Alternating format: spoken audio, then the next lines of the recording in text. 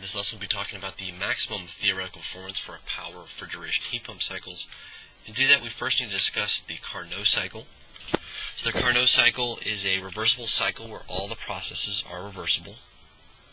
It's the best possible cycle that you could have for your power refrigeration or a heat pump cycle, so it's the most ideal situation. Now, in your text, it'll derive how they came up with the relationship for this reversible cycles using ideal gases and constants of heat, but we're going to start with the understanding that for a reversible cycle, we're going to say that the temperature from the low reservoir divided by the temperature from the high reservoir is going to equal a negative heat transfer from the low reservoir divided by heat transfer from the high reservoir.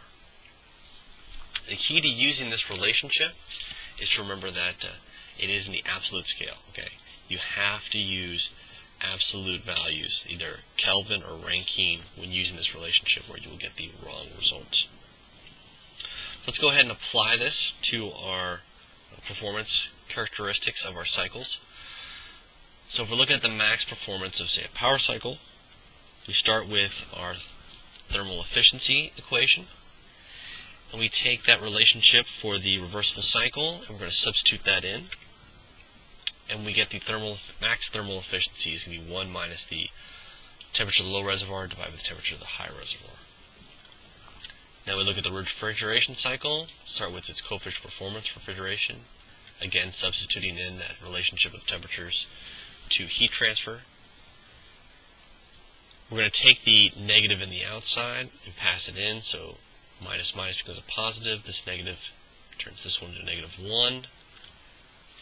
So we can write the equation that way. Well, if we make this one the same as low temperature reservoir divided by low temperature reservoir and then flip the fraction, what you get is the low temperature reservoir divided by the difference between the high temperature reservoir and the low temperature reservoir. That's going to be our max coefficient of performance for refrigeration.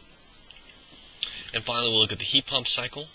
Again, start with its coefficient of performance, substitute in that relationship for reversible cycles. And then what we're going to do is treat this one as temperature of the high cycle divided by, temperature of the high reservoir divided by temperature of the high reservoir. Flip the fraction again. So we get temperature of the high reservoir divided by the difference between the temperature reservoirs. As you can see, the two coefficient performances, max, are very similar. Just depends on what is in the numerator. For the refrigeration, we're going to use the low temperature reservoir.